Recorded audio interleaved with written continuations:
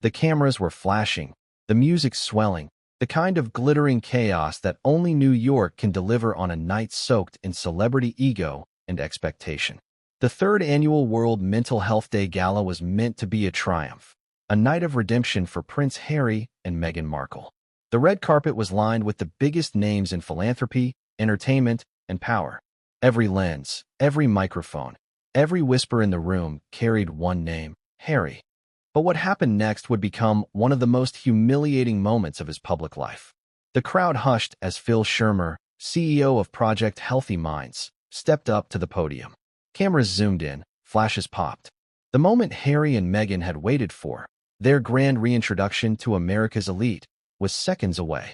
Then Schermer opened his mouth, and the entire energy in the room shifted.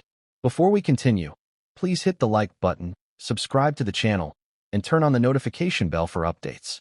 Please welcome Harry and Meghan Markle. Not Prince Harry. Not the Duke and Duchess of Sussex. Just Harry and Meghan. Plain. Ordinary. Like everyone else. For a split second, there was silence. That awkward, stretching, deafening silence that feels like 1,000 spotlights collapsing all at once. Meghan's practiced smile flickered, faltered, then froze back into place. Harry's jaw tightened. Cameras caught it. The world saw it. It was the kind of micro-expression that reveals everything. Anger, disbelief, humiliation, all compressed into one flash of a moment. You could almost hear the whisper ripple across the audience. Did he just drop the title? But here's where it gets darker. Because what seemed like a simple omission wasn't an accident at all. According to insiders who spoke to reporters after the event, Phil Schermer's decision not to call him Prince was deliberate. It was symbolic, and it sent a message loud enough to shake the very foundation of Harry's public persona. The question is, why? What led a respected American CEO, known for his diplomacy and tact, to publicly strip away a royal title on one of the biggest stages of Harry's post-Megxit career? Before we answer that, let's rewind. Think about the irony for a moment. Harry and Meghan had flown in from California, draped in designer labels and glowing under the belief that this was their night, a chance to reclaim admiration, respect, and relevance. The award? Humanitarians of the Year. A title meant to crown their efforts in mental health advocacy and community support. But as the night unfolded, it became clear that the people in that ballroom didn't see them as royals. They saw them as celebrities, and not the good kind. The kind whose fame had curdled into something complicated, even uncomfortable. And that's what makes this story sting even deeper. Because it wasn't just about what Phil Schermer said. It was about what he didn't say. The word prince, that one syllable Harry clung to as the last remnant of his royal identity, vanished in real time. Gone.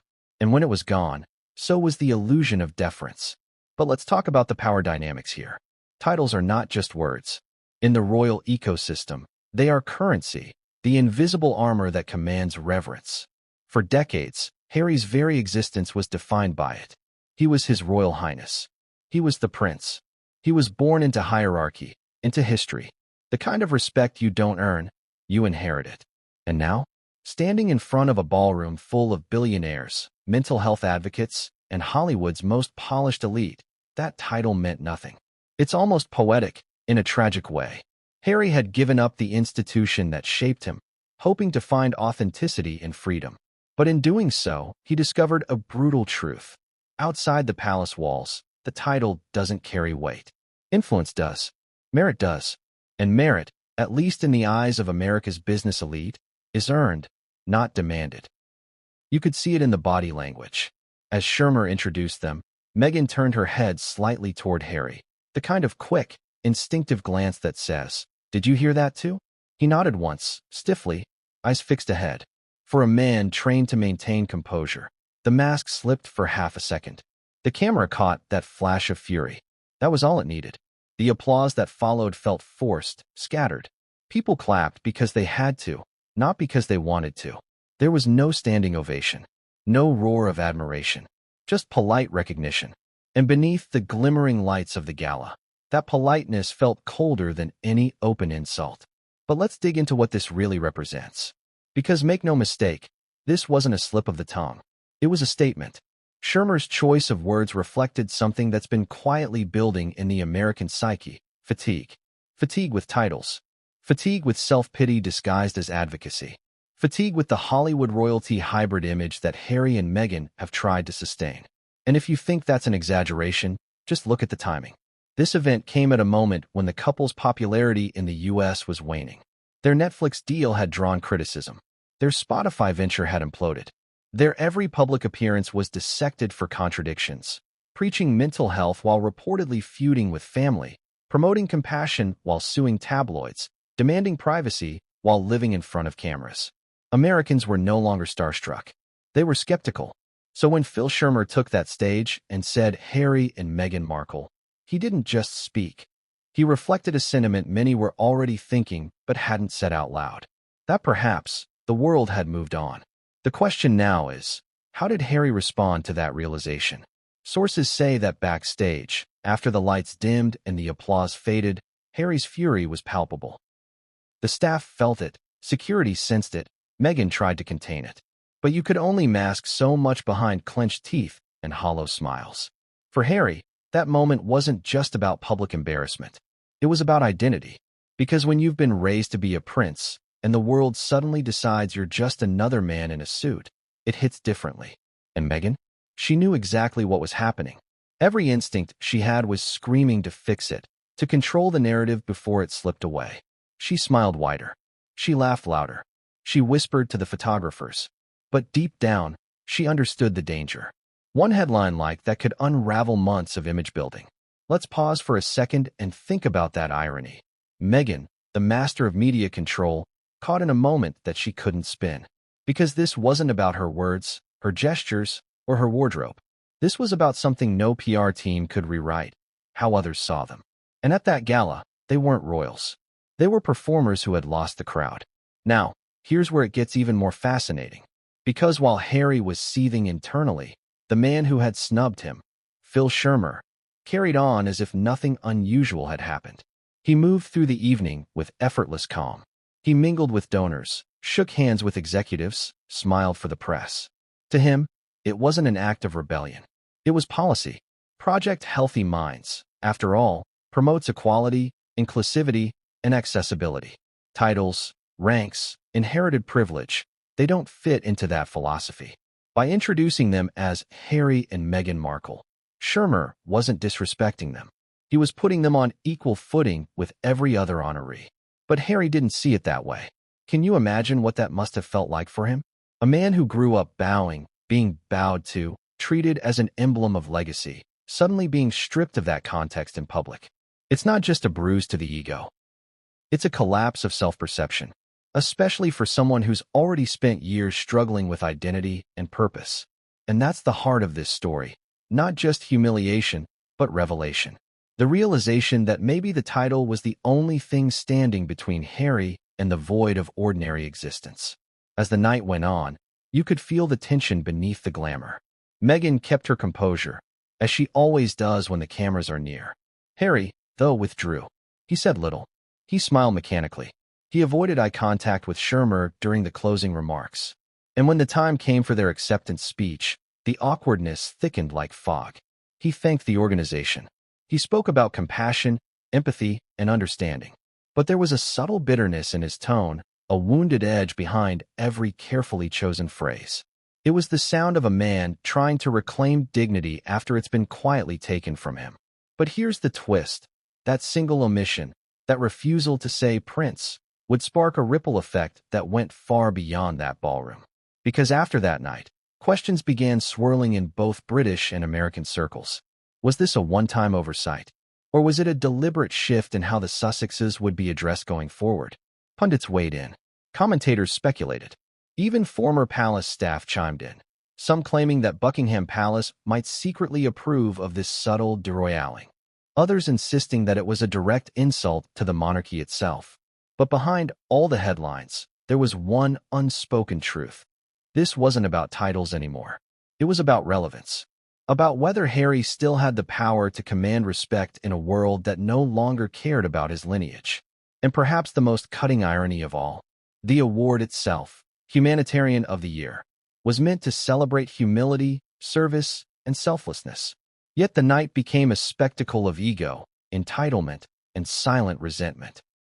A metaphor for everything the couple's public journey had become.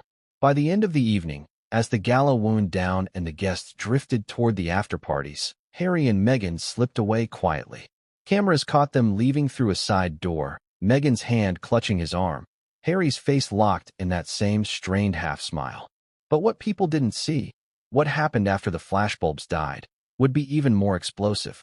Because backstage, Harry wasn't calm anymore. He confronted Phil Schermer directly. The conversation that followed would ignite one of the most shocking private clashes between celebrity power and royal ego in recent memory. And that is where the real story begins. It started backstage, that narrow corridor behind the glittering curtain, where applause fades into murmurs and the smell of stage lights gives way to tension. Prince Harry stormed through the passage like a man on a mission, the kind of stride that screams controlled fury. Meghan was right behind him, heels clicking like warning shots. Staffers froze. You could feel the energy change, the sharpness in the air, the quiet dread of knowing something was about to erupt. And at the center of it all stood Phil Schermer, calm, collected, clipboard in hand, the picture of composure. The same man who, minutes earlier, had publicly stripped Harry of the title that once defined his life. "Excuse me," Harry said, his voice low but tight, the kind of tone that doesn't ask for permission. "Can I have a word?" Schermer turned, polite but unflinching. "Of course, Harry," he said, emphasizing the name. That single word, Harry, landed like a spark on gasoline. Meghan's eyes darted toward her husband. She could sense it, that flicker of rage rising in his chest. "Prince," Harry corrected, his jaw clenched. "It's Prince Harry."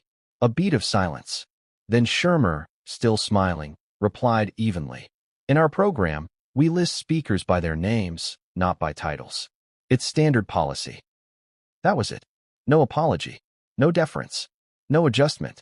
Just calm, corporate precision. Harry's face flushed, the kind of red that isn't just embarrassment, it's wounded pride. He took a step closer, lowering his voice so the nearby staff wouldn't hear. "You knew exactly who I am," he said. "You could have shown a little respect." Schermer didn't blink. "Respect," he said slowly, "isn't a title, Harry. It's behavior." Boom. That sentence hung in the air like thunder after lightning. Even Meghan froze, her usual PR reflexes momentarily disarmed. For a second, the noise of the gala seemed to disappear, replaced by an almost cinematic silence. Can you imagine the sting of that line? For a man raised in palaces, saluted by soldiers, bowed to by diplomats, to have his worth reduced to behavior? It hit him right where it hurt most, his sense of identity.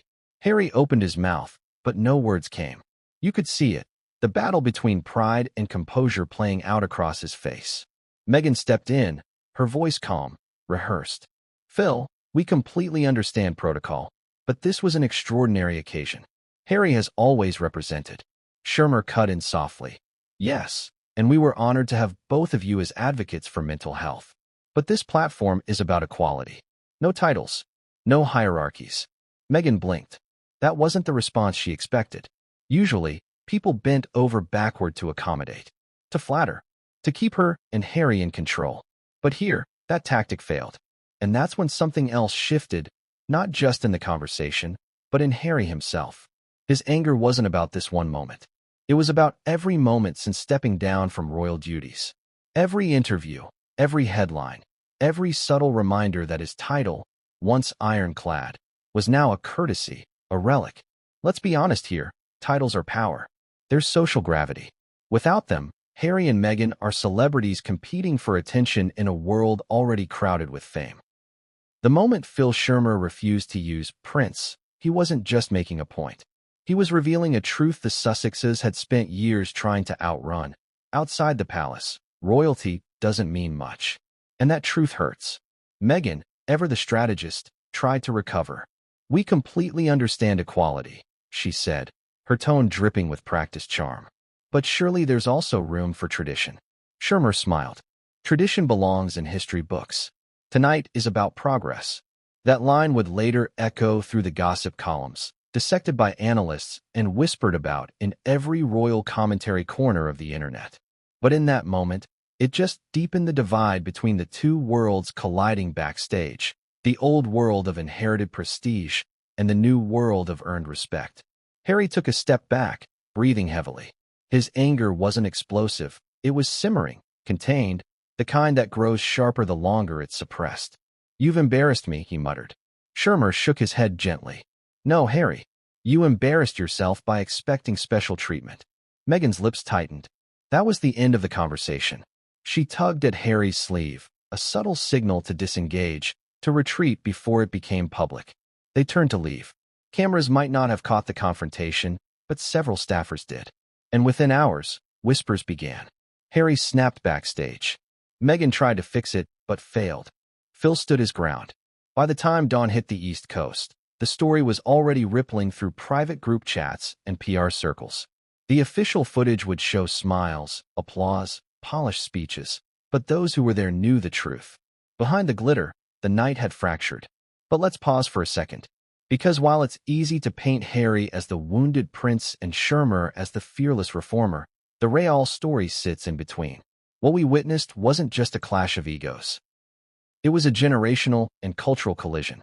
Phil Schermer represents a world built on meritocracy, where credentials, achievements, and measurable impact define status. Harry represents the old order, where legacy and lineage guarantee it. In Britain, Prince opens doors. In America, it raises eyebrows. And that's the heart of the tension. Harry hasn't realized that the rules changed the moment he stepped off royal soil. Ask yourself, can someone raised in a world of inherited privilege truly adapt to one where respect must be earned? That's the question haunting Harry now. Because this wasn't the first time he's been stripped of that royal insulation. Remember the Invictus Games incident in Germany, when a government official addressed him as Mr. Harry Wales instead of Prince? The palace brushed it off. But now, with Schermer's deliberate omission on a global stage, the message became undeniable. The world sees him differently. And it's not just about a name, it's about identity. Harry built his entire adult life around breaking free from the institution, yet he can't seem to function without the validation it once gave him. It's a tragic paradox. The man who wanted to be free from his title now finds himself defined by the absence of it. Meghan knows this. She's always understood the power of optics, how perception shapes influence. Which is why, after the confrontation, her focus shifted from damage control to narrative control. She started whispering to their team, crafting how this incident would play out in the press. But the internet doesn't wait for PR plans. The clip of Schermer's introduction, Harry and Meghan Markle, was already viral. Comment sections flooded with sarcasm. Guess he's just Harry now. Americans don't care about crowns. Even CEOs have more power than princes. The humiliation was complete. Still, Harry couldn't let it go. Back in their hotel suite later that night, he paced by the window, replaying every second of that moment. Meghan, laptop open, was already drafting emails to publicists. But this time, even she seemed unsure how to spin it. Because this wasn't a tabloid scandal. It wasn't a royal feud. It was something more existential, the erosion of their status in real time. She finally broke the silence. "You can't show anger," she told him. "Not publicly. That's exactly what they want." Harry turned, eyes burning. "He humiliated me." "No," she replied coolly. "He tested you. And you failed." That cut deeper than anything Schermer said. The room went silent. Outside, Manhattan glittered, indifferent, unbothered. The city that never sleeps had already moved on to the next headline, the next scandal, the next face to celebrate or tear down. And in that silence, Harry realized something he'd never admit aloud. He wasn't the prince of anything anymore. Not here. Not now. But if you think this confrontation ended in that backstage hallway, you'd be wrong. Because Phil Schermer didn't just defend his principles. He followed up with something even more devastating. A written statement that would put the entire controversy into permanent record. And when Harry read it, his fury turned into something far more dangerous. Because sometimes silence can be ignored. But words, especially written ones, can never be taken back. And that's where this story turns from humiliation to declaration. He sat alone in the hotel suite that overlooked Manhattan's glittering skyline, the sound of city traffic muted beneath thick curtains and his own deafening silence. The room was too large, too polished, too quiet for what was raging inside him. Hours had passed since the gala, yet Harry's mind kept replaying that moment on stage like a looped nightmare. Please welcome Harry and Meghan Markle. The words mocked him, echoing in his skull, each repetition slicing through his pride like a blade. He had told himself he didn't care about titles.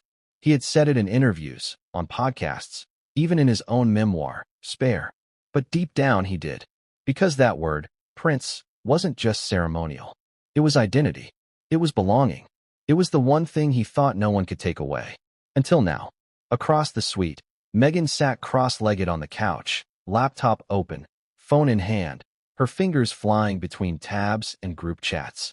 Her team had already begun spinning the story. Harry and Meghan honored for their humanitarian impact. A night celebrating compassion and courage. No mention of titles. No hint of attention. But even she could feel it. The tone online had shifted. What used to be admiration now carried an edge of ridicule. Harry broke the silence. He knew exactly what he was doing, he muttered. Meghan didn't look up. Phil. Yes, Phil. He did it to humiliate me. To show everyone that I'm not a prince anymore. Meghan sighed. You're letting him win if you think that way. Harry turned sharply. How am I supposed to think? The man publicly stripped me of my name. My title. In front of 1,000 people. Harry, she said carefully, closing her laptop. That title was stripped the moment you left the palace. You knew that. The words hit him like a slap.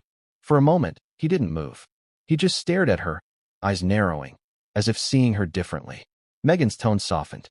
Look, I know it's hard, but that's the reality we live in now. They don't care about Prince. They care about the message, the brand, the cause. We're not royals anymore. We're global advocates. Global advocates, he repeated bitterly. That's what we are now. She hesitated. It's what we've built. He turned away, pacing toward the window.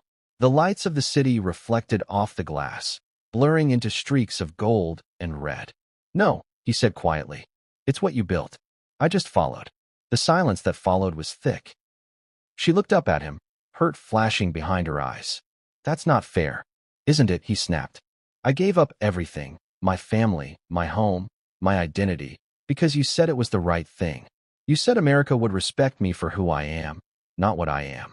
And now I'm standing on a stage, being introduced like a charity mascot. Don't twist this into something it's not, she said sharply. This isn't about me.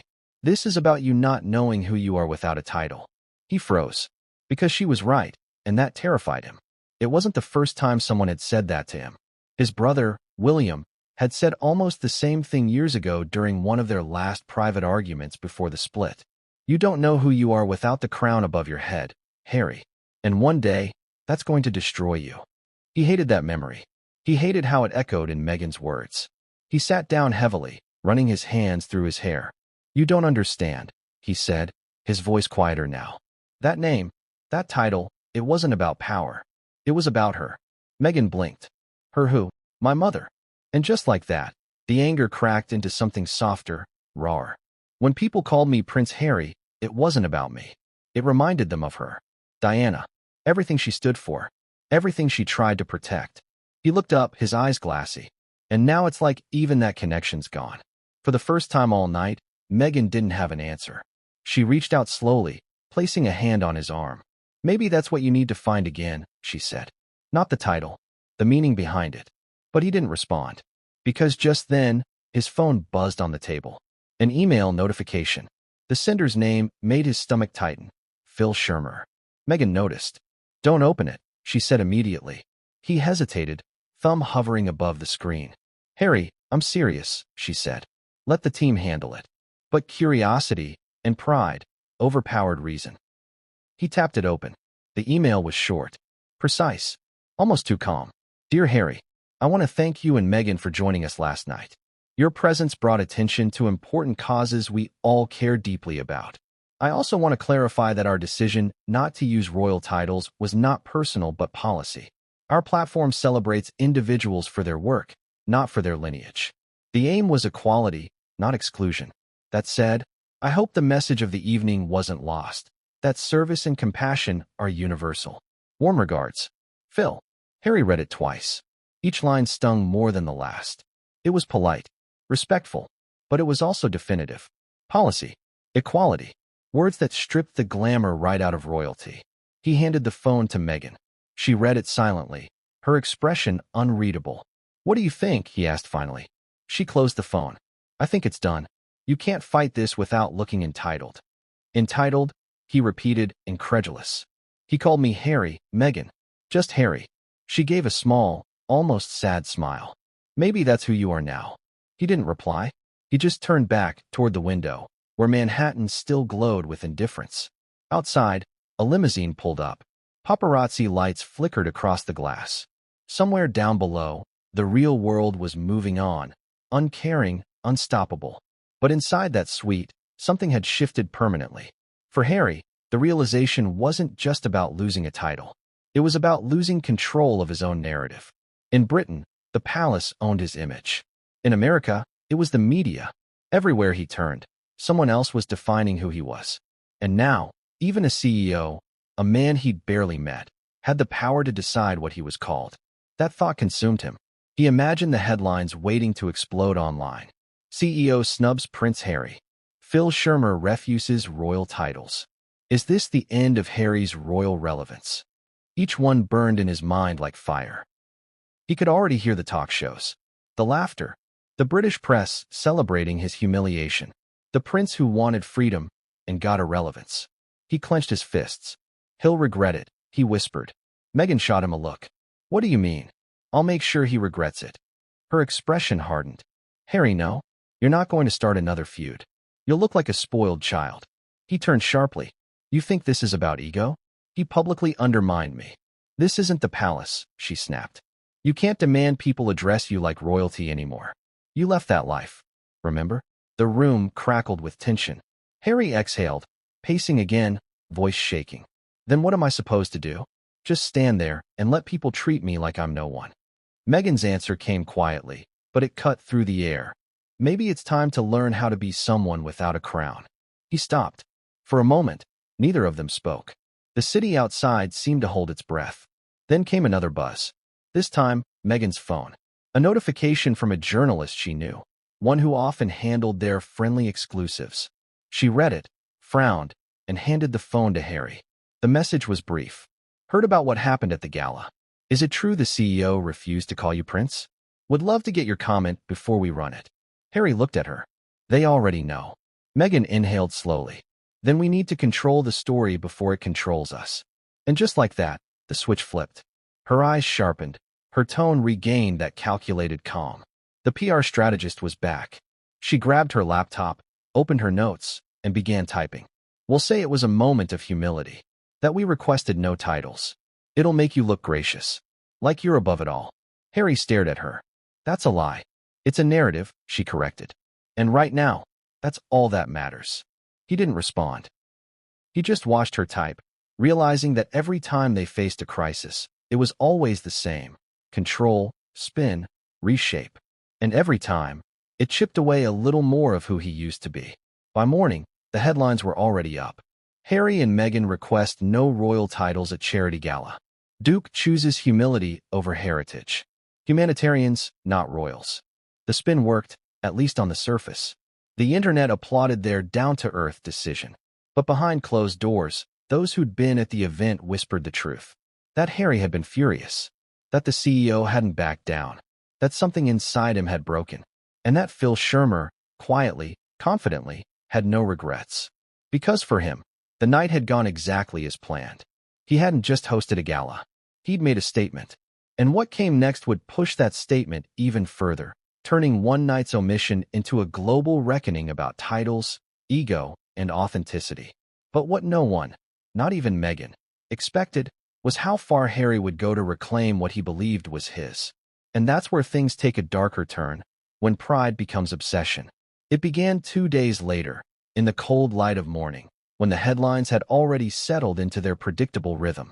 The media cycle was churning, as it always did, feeding on new rumors and fading yesterday's humiliation into background noise. For most people, the gala was old news. But not for Harry. Not in his mind. He hadn't slept properly since that night. He sat in the Montecito study, staring at the same article he'd read 20 times already. Prince Harry and Meghan Markle ask not to be addressed by titles. Every word of it felt like a lie. His lie. Meghan's lie. Their team's lie. He could practically hear her voice as the article quoted an unnamed source close to the couple. They wanted to show humility and equality. Titles weren't the focus. Humanity was. Humanity. He scoffed under his breath. Humanity hadn't felt this painful in years. Outside, the Californian sun glowed soft through the window, spilling across the neatly organized desk. His phone buzzed again, messages from friends, journalists, even distant acquaintances. Some congratulating him on the award. Others asking, politely, if he was okay.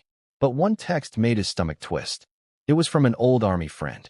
Someone who'd known him long before the palaces and the podcasts.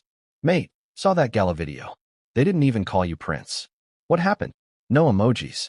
No sarcasm. Just blunt confusion. That's what made it worse. Harry typed a reply, deleted it, typed again, then tossed the phone aside. His throat tightened. There was no way to explain what that moment had felt like, being stripped of something invisible but vital, like oxygen. He turned toward the window, watching the trees sway outside. His reflection looked foreign, the tousled hair, the sunburned face, the lines that hadn't been there a few years ago. America had aged him. So had resentment. Behind him, the door opened softly. Meghan stepped in, holding 2 cups of tea, her phone balanced in her other hand. "You're still on that article?" she asked, her voice calm but wary. He didn't answer. She sighed, setting the cup beside him. "You need to let it go, Harry. Let it go." His tone snapped before he could stop it. "You told me that spin would make things better, but it didn't. Everyone knows the truth. They saw it happen. They saw a moment," she countered. "A moment we've already reshaped.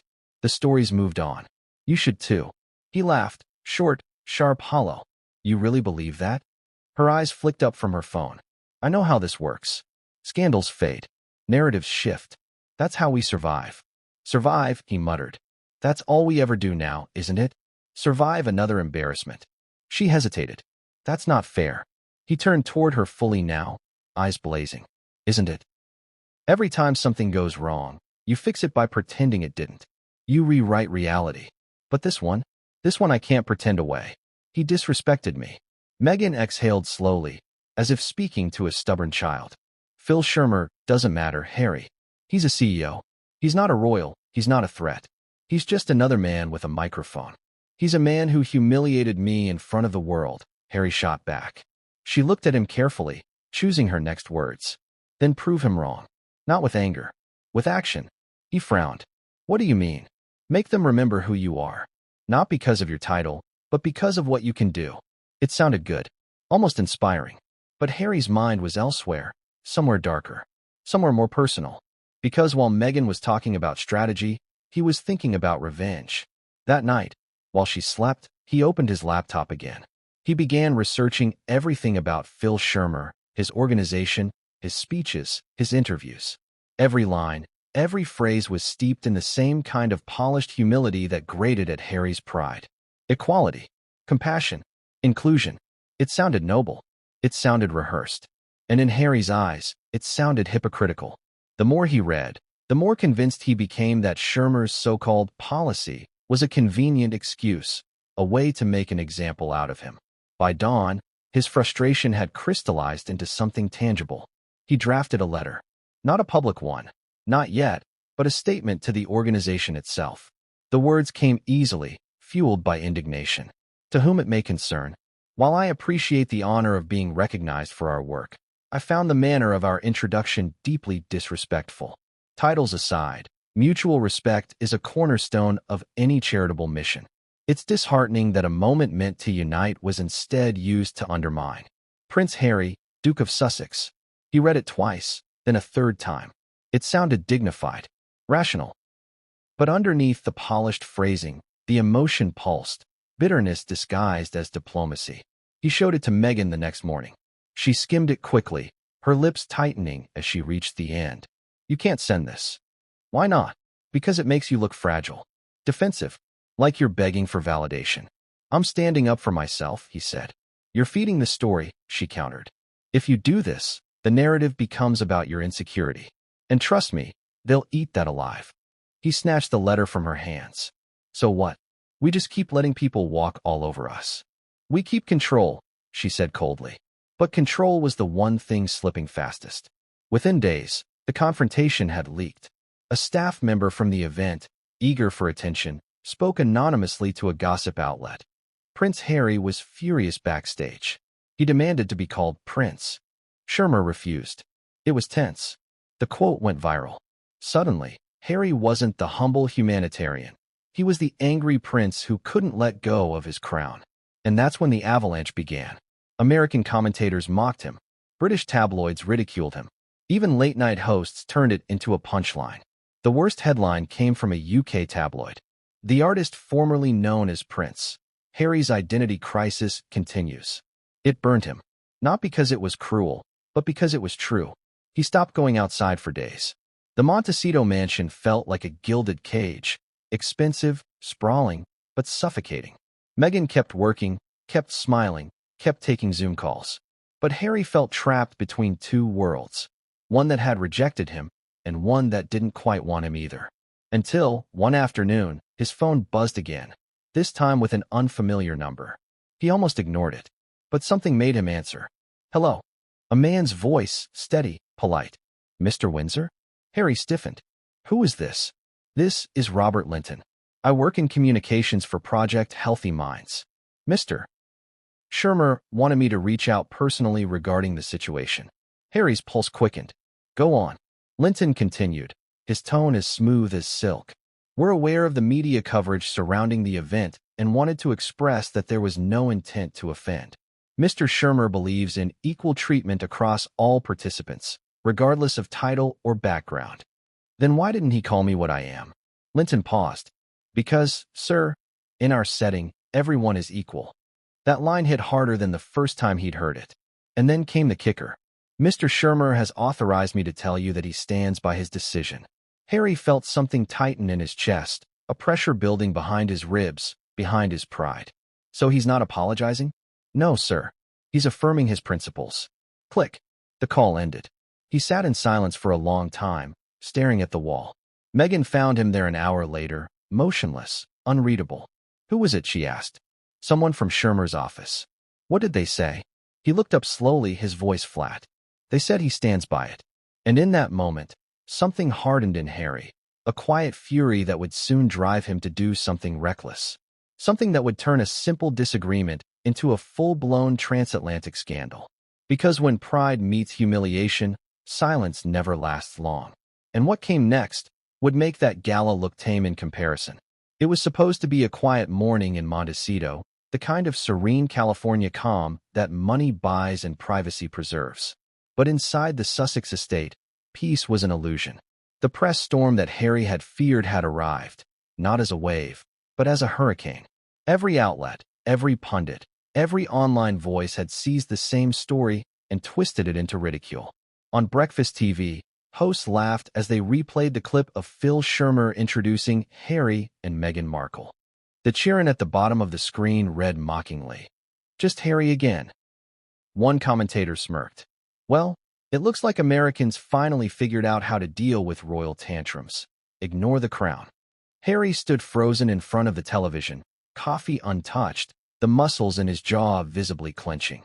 Meghan, standing by the kitchen counter in her cream silk robe, scrolled through her phone in silence. She didn't have to look up. She could feel the rage radiating from him.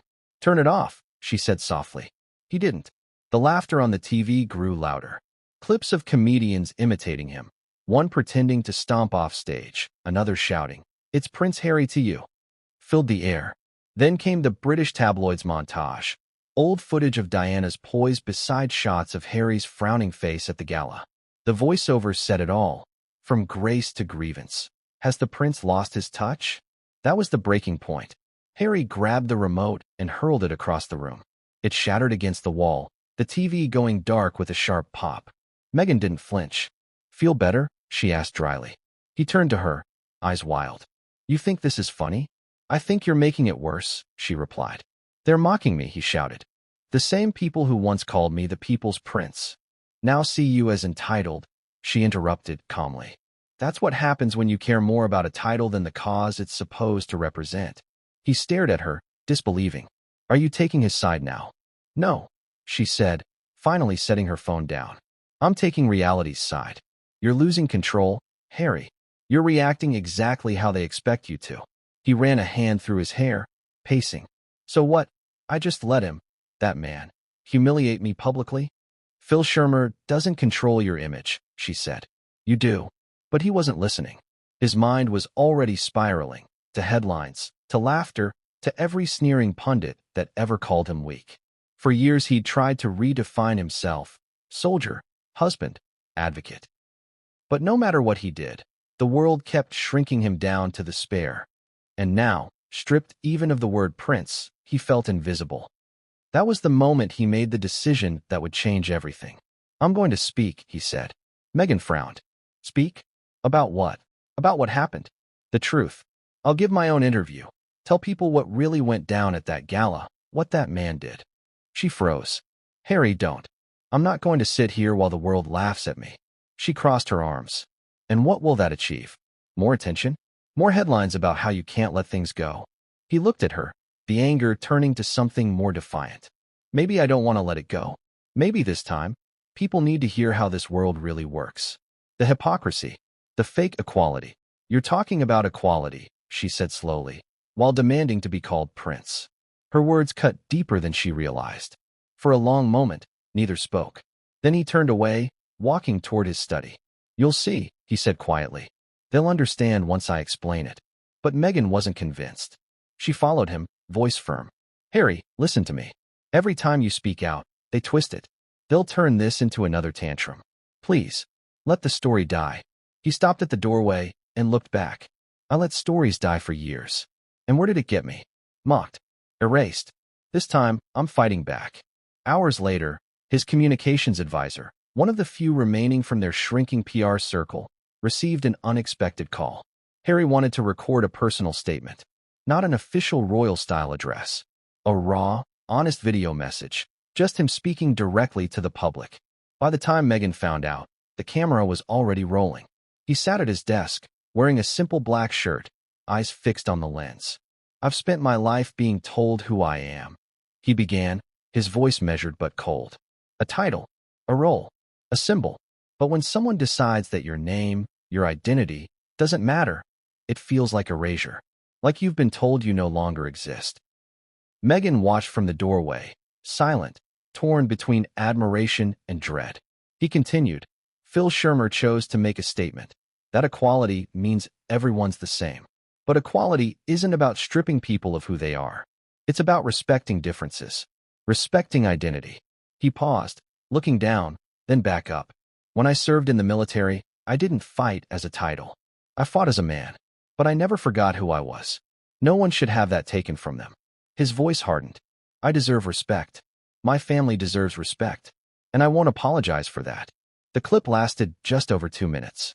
Raw, defiant, emotional. He uploaded it personally, against Meghan's advice, to their official social media channels. Within hours, it exploded across the internet. Reactions were instantaneous and divided. Fans flooded the comments with support. You tell them, Harry. We stand with you. Titles or not. You'll always be our prince. But the critics were louder. So much for humility. He just proved Schermer's point. Imagine preaching equality while demanding privilege. Even major news outlets picked up the story, framing it as Prince Harry's meltdown. By the next morning, Good Morning America aired the clip alongside a panel debate. One commentator smirked. He's angry because someone treated him like an ordinary person. That's not activism. That's entitlement. Another added, Phil Schermer's refusal just exposed the truth. Harry still wants the perks of royalty without the responsibility. And then came the final blow. Phil Schermer himself spoke publicly. Not through statements, not through PR intermediaries, but in a live interview on a national morning show. Dressed in a navy suit, calm and articulate, he smiled when asked about the viral controversy. There was no intent to disrespect anyone, he said.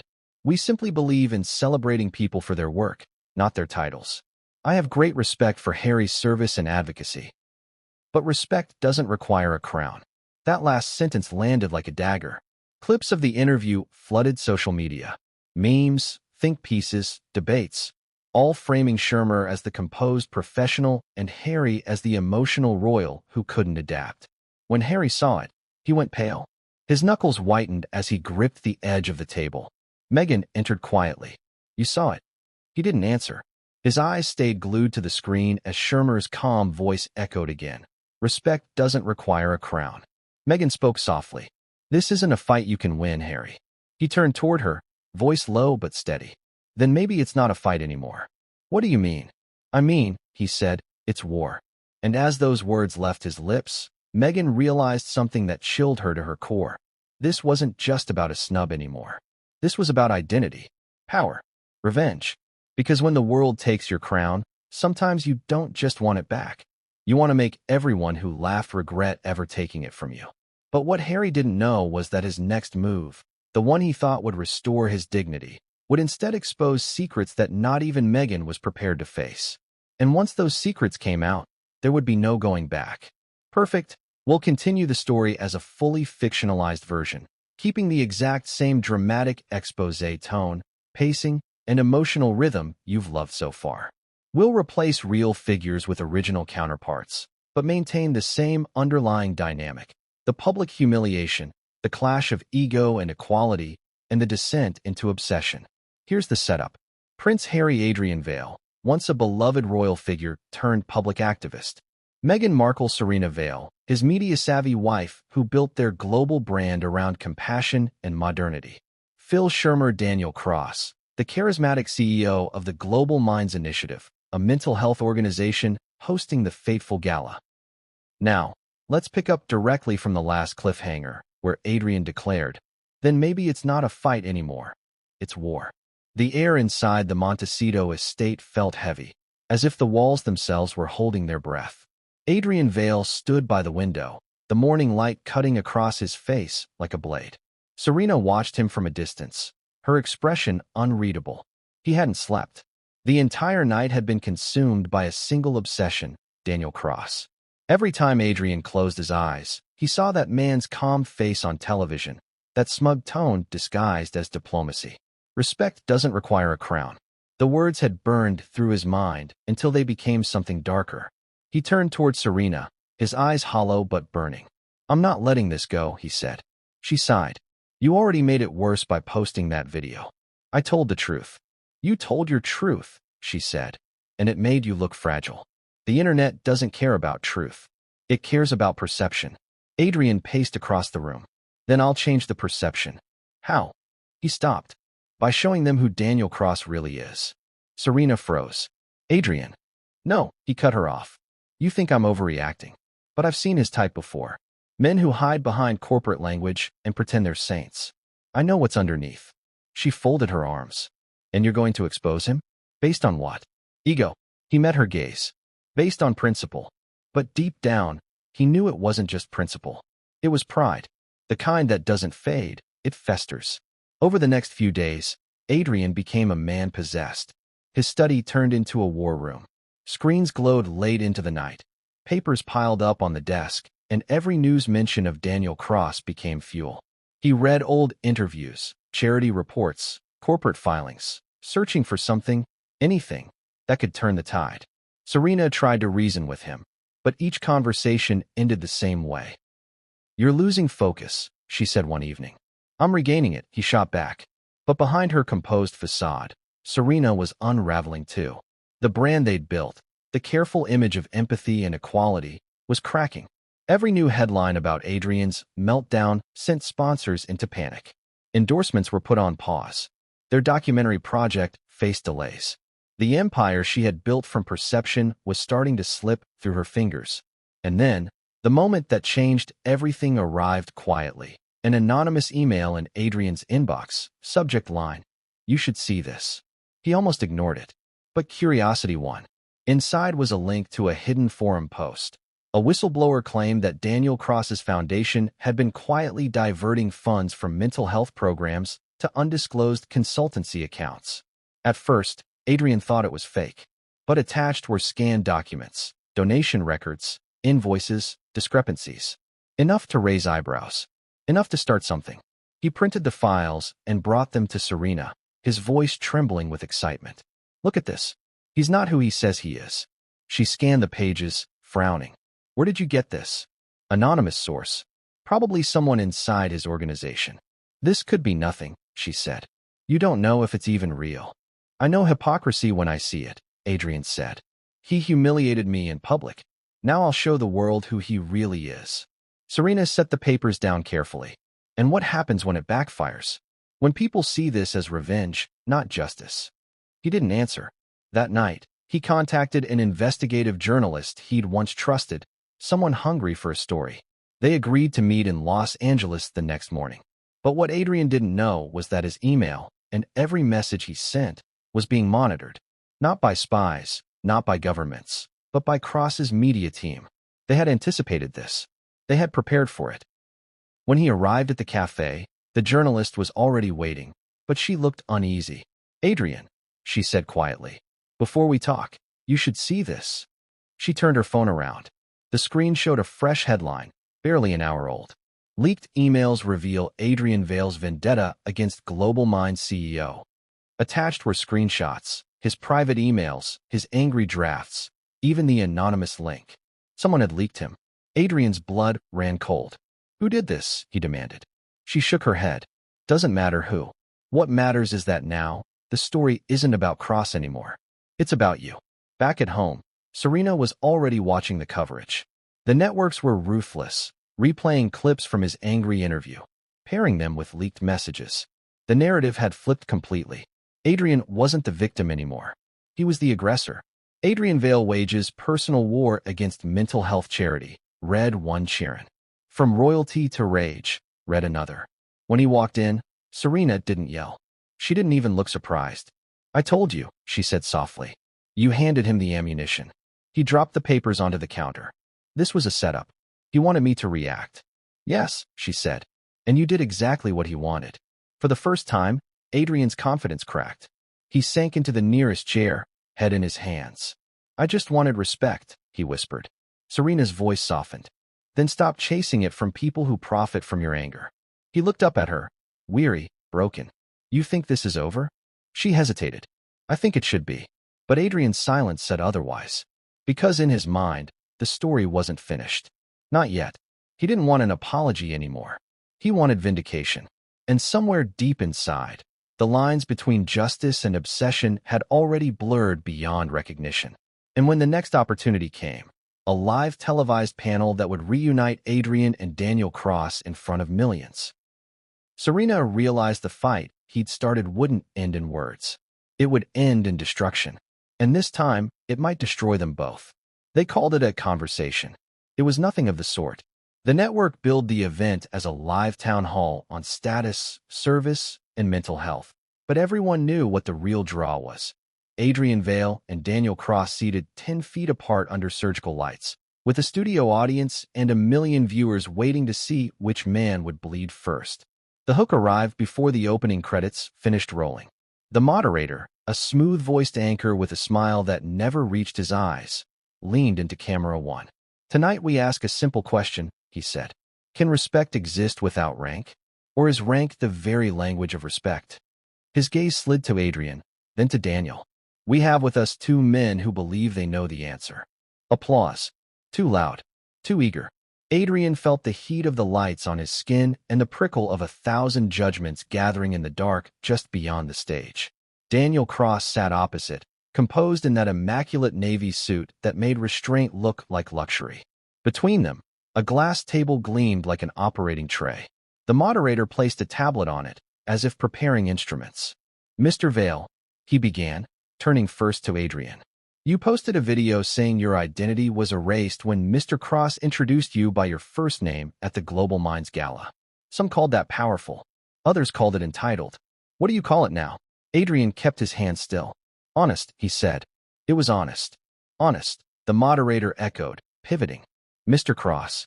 Daniel's smile was the punctuation at the end of a paragraph he'd drafted days ago. I respect Adrian's service and advocacy, he said, voice low measured. I also respect that at Global Minds we celebrate humans, not hierarchies. There it was again. Not anger. The solvent of anger. Polite principle. Public virtue. The crowd hummed its approval. Adrian let the first wave roll over him. He'd rehearsed this moment in the mirror, in his head, in the sleepless hours when truth and pride felt indistinguishable. Daniel, he began, keeping his voice even, you keep saying equality. But what you did wasn't equality. It was erasure. The title isn't a trophy. It's context. It tells the story of service, duty, history. Daniel tilted his head. And does context belong to you alone? Or to the people who grant it? A clean thrust. An almost gentle cut. The moderator leaned in. Let's talk power. Because both of you have it, different kinds. Adrian, you inherited influence. Daniel, you built it. Are we really debating language? Or are we debating legitimacy? Adrian felt the audience lean forward in the dark. We're debating respect, he said. Respect recognizes what a person has lived. I didn't ask Mr. Cross for deference. I asked him not to rewrite me in real time. Daniel's hands were folded lightly in his lap. I didn't rewrite you, Adrian, he said, and the first name base landed with surgical intent. I refuse to rank you. That's very different. Is it? Adrian shot back. You have no problem ranking donors, though. I read your annual reports. Platinum, gold, silver. Did equal treatment take the night off when the checks cleared? A ripple moved through the audience. Surprise, then delight, then the quiet hiss of divided loyalties. The moderator's eyes brightened. Strong point, he said, to the camera as much as to the men in front of him. Daniel didn't flinch. Transparency in philanthropy isn't elitism. It's accounting. But when people walk onto our stage, we honor them for what they do, not what they were born into. That's the promise. That's the platform. Promise. Platform.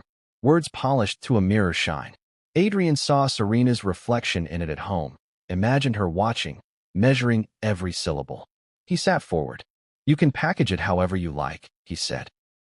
But your policy was a choice with a target. You used me to sermonize. Or, Daniel said gently, you used yourself. The moderator cut in before the room could choose a side. We'll open this to audience questions in a moment.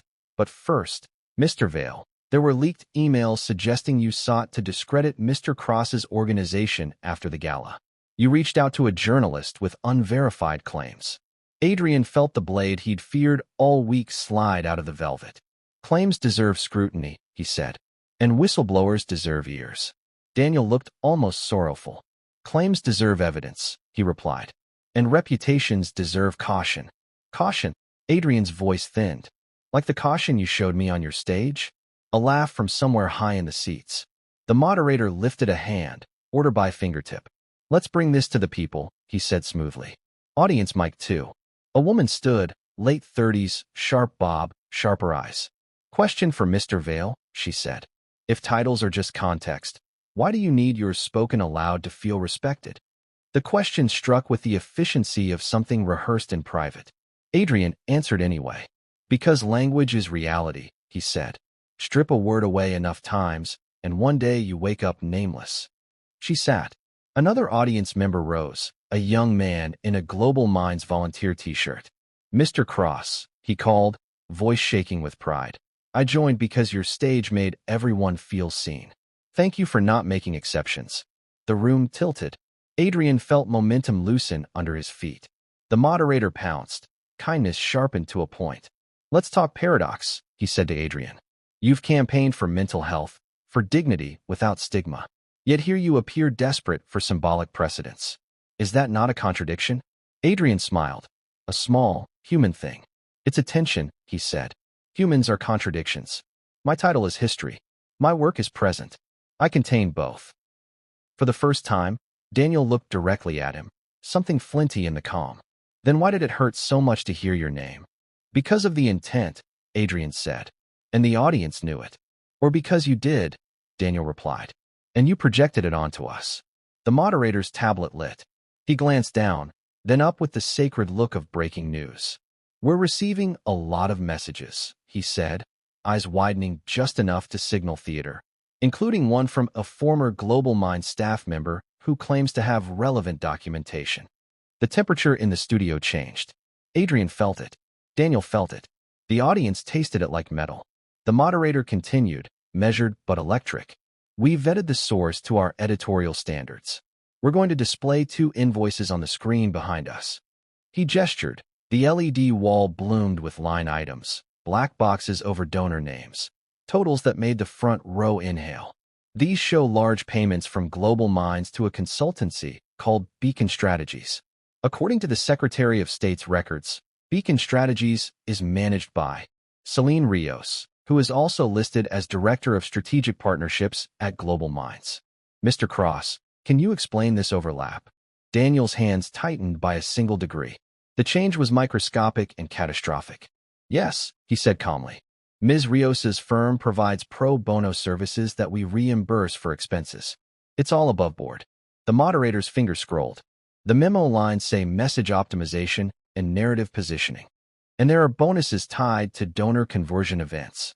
A murmur swelled and fell like a tide. Adrian watched Daniel rebuild his expression in real time, brick by brick. Grace, calm, legitimacy. Nonprofits compete for attention, Daniel replied. We hire communications experts to amplify impact. Adrian spoke into the hinge of the moment. Impact or image? Daniel didn't take the bait. Both can serve the mission.